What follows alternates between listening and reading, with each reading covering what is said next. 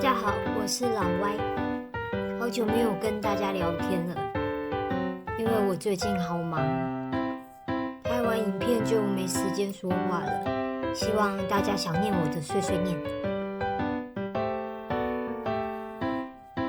今天来做稍微大一点点的胸针，我们开始吧。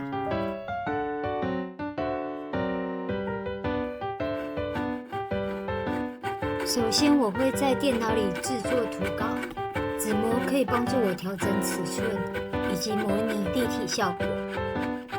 在转换成金属之前，可以了解制作的可能性。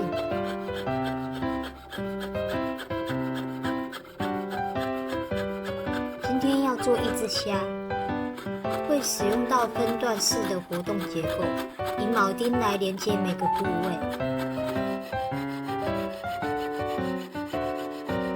我用的是0.8mm的黄铜，分成虾头、身体跟尾部，确定好每一节的比例以及衔接的位置，就可以把它切锯下来。今天会用到的工具跟材料，我会放在说明栏里面，有兴趣的朋友可以参考。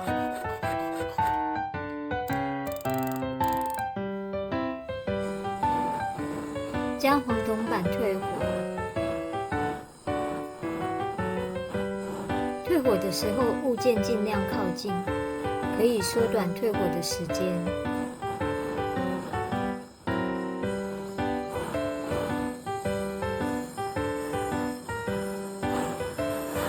金属呈现粉色就差不多达到退火温度了。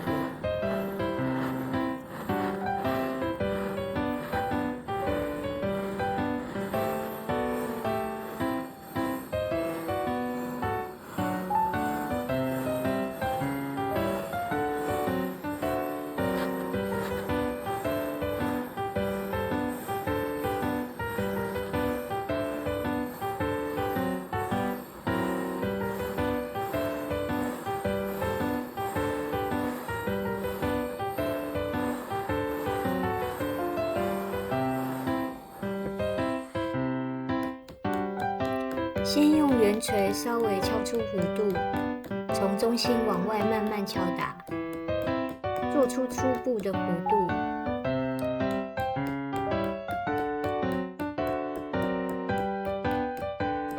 敲的时候稍微留意对称，避免两侧不均。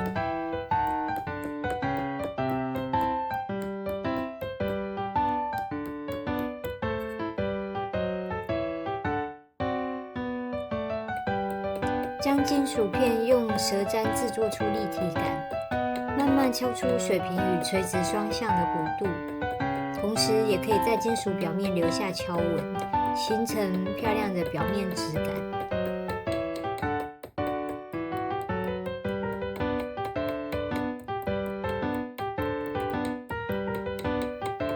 成型的同时，也要确保每一节都有圆润而且自然的立体感。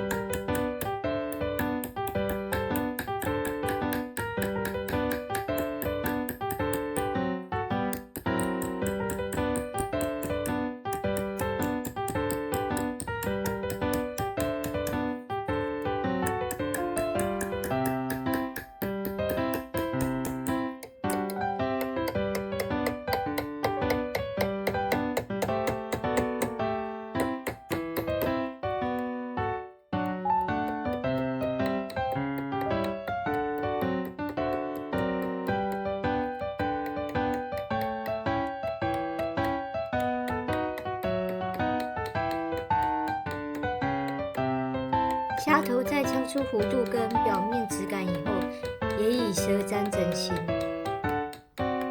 逐一调节每一节的曲线，让它们连贯起来流畅就可以了。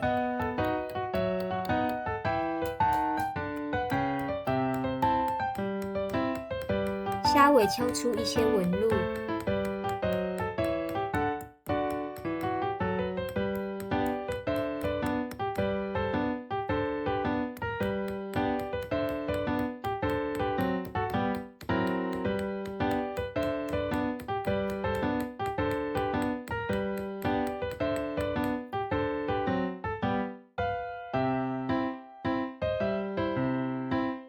可以用腕力辅助弯折。我只有把前端折起，让它更像虾尾。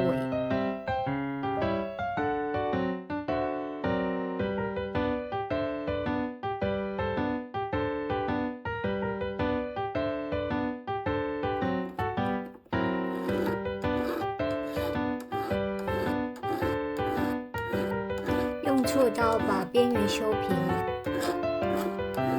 达到不刮手并且滑顺的程度。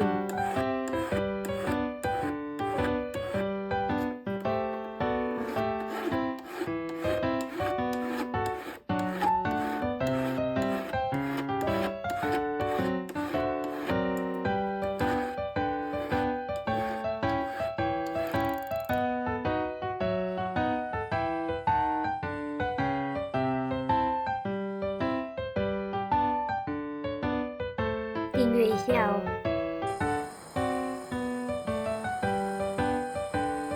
接着要焊接胸针，因为虾头是内凹的，所以先焊接一个平面，再把背针焊接在上面。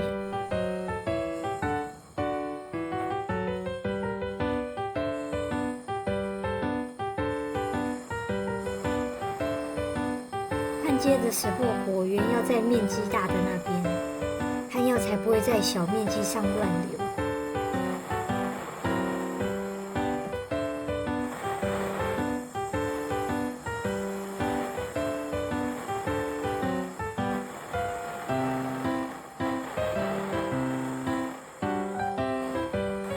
铜氧化的比较快。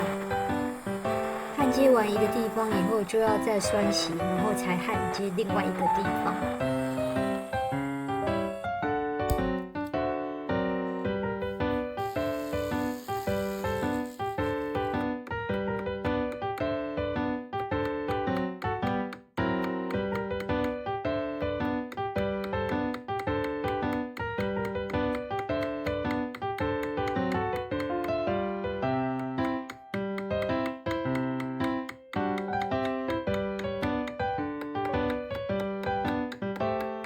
每一节金属片的两端打孔，孔的位置需要精准，铆钉在连接时才能自然活动。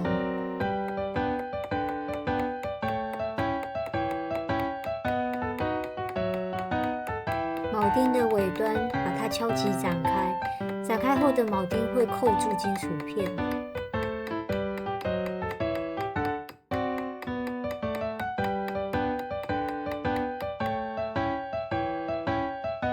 制作需要活动的关节，铆钉则需要留一点适当的空隙，让铆钉可以固定物件，同时也可以灵活活动。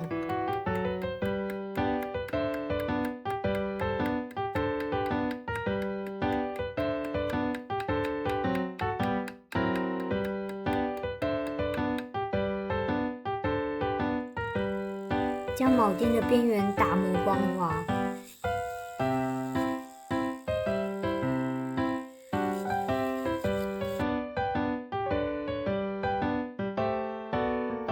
将金属上色处理，刚才织造的锻打纹路就会很明显。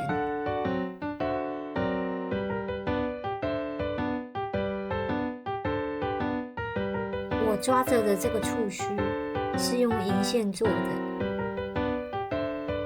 刻意做出自然卷曲的效果，然后再焊接在头上。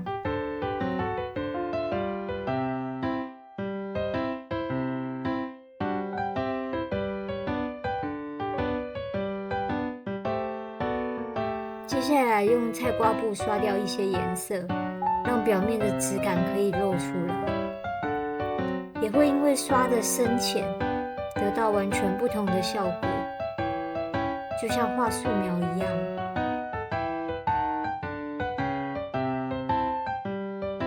最后再上蜡保护，作品就完成咯。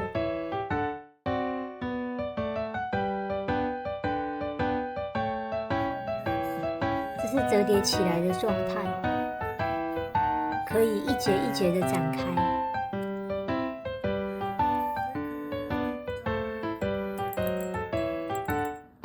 你们喜欢今天的分享吗？